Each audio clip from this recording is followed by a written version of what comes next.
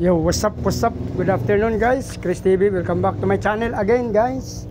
To this video guys, Monday, February 19. Tapos na tayo magpakain guys. Kasi maaga ako nagpakain ngayon guys. Kasi para kanina nagpakain tayo mga alas 8 na para medyo mainit na guys ng morning. Tapos 1:30 nagpakain tayo ulit. Kasi para matunawan na sila bago dumilim at the same time pag malamig na hindi na sila masyado mabubloated guys. Kasi karamihan na mamatay pagka sobrang busog tapos napakalamig sa madaling araw guys. So pinapakain natin sila ng 1:30 to 2 PM para pagdating ng gabi at madaling araw medyo tunaw na yung pagkain nila guys. So may nakita ko lang dito guys, itong ating albino red tail, yan ang ganda ng yung female guys. Actually dalawa tong female dito namatay na guys. So napaka sad to say na namatay na yung isang female dito. Pero kahit pa paano nag-iwan yun ng fry sa atin guys. Mayroon yan dito fry na iniwan sa atin. Marami rin fry na na-drop noon. Tapos ito yung naiwan na pangalawang female, nag-drop ulit siya guys to. Napakadami rin guys. Napakalaki kasi ng mami natin, yan oh. Maganda tong mga drop kasi guys, same din yung sa una na yung namatay. So nagda-drop sila ng 40-50 hanggang 60 guys oh.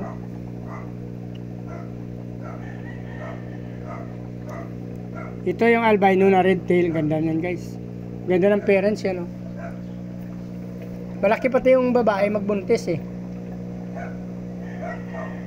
So i-preserve natin ito no. Kukuha rin tayo dito ng mga future breeder sakaling lumaki sila tsaka dun sa unang batch. Ito pangalawang batch to guys. Yun. Para hindi tayo mawalan nito kasi namatay na yung isang mami nila. Dami guys, oh, ganda. Actually kada drop na siguro guys, sobrang liit nila oh. Ayan guys. Babalik na natin yung kanila ano guys. Ayan oh.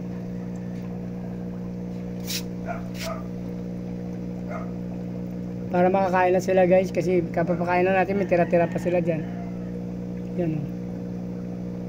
Thank you. Sana magpahinga kayo ha. Huwag na kayong galaw ng galaw. Kapapanganak lang yan. Ikaw huwag mo sundutin ha. So dito na lang guys. Ano na natin to. Takpan na natin. Ito yung ating fry guys. Hindi ko nga alam ngayon kung saan ko ilalagay to. Kailangan to hindi natin isasama sa anumang ibang strains to guys, so hindi natin isasama. Ibubukod natin tong strains na to para makakuha tayo ng future breeder since bihira lang kasi itong ganitong strains guys. Pangalawang panganak pa lang tila ng marami. Nung una nanganak to ng isa, dalawa, puro na mamatay. Lagi na lang namatay guys, yung isa, dalawa. Siguro nangain sila nung una, hindi ko alam kung nangain sila o talagang nag-drop na sila ng dalawa, tapos isa, tapos na matay din.